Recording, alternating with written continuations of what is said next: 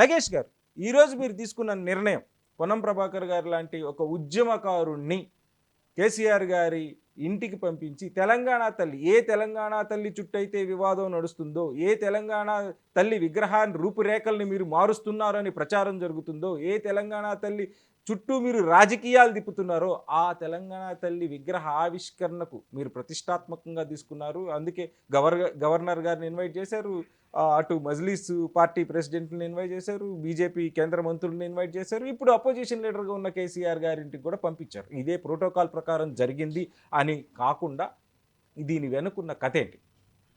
Firstly దీనికి వెనక ముందు ఉన్న కథ కాదండి.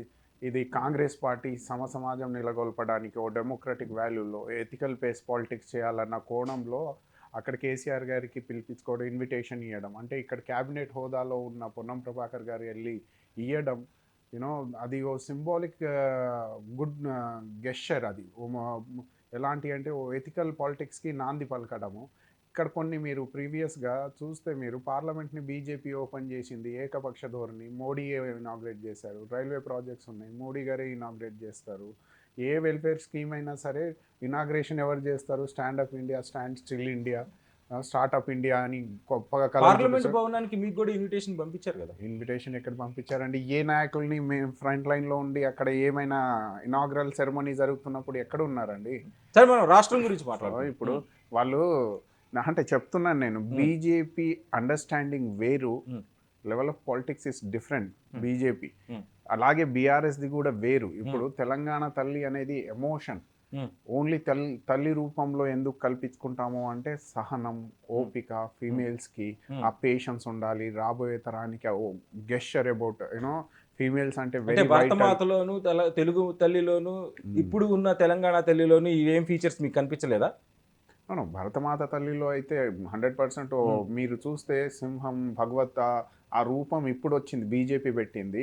కాంగ్రెస్ పార్టీ ఒకప్పుడు పెట్టిన బ్యాక్ డ్రాప్లో అఖండ భారత్ ఉంటుంది, నీట్గా జెండా తిరంగా పట్టుకొని ఉంటుంది భారత్ మాత, అది ఒరిజినల్.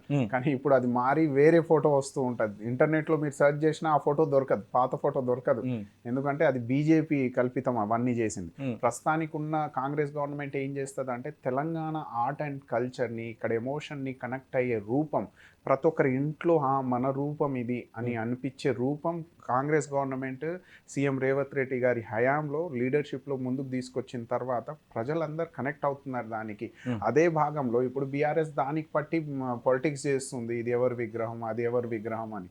సరే, ఈ విగ్రహం గోల పక్కన పెడితే మీరు ఓ మెచ్యూరిటీ లీడర్షిప్, ఓ mature way of thinking, administrative policy తీసుకుంటుంది కాంగ్రెస్ గవర్నమెంట్ అనేది మీకు ఏర్పడుతుంది. పొన్నం ప్రభాకర్ గారు క్యాబినెట్ మినిస్టర్ అన్న హోదాలో వెళ్ళి అపోజిషన్ లీడర్ కేసీఆర్ గారికి రెస్పెక్ట్ఫుల్గా పిలవడం.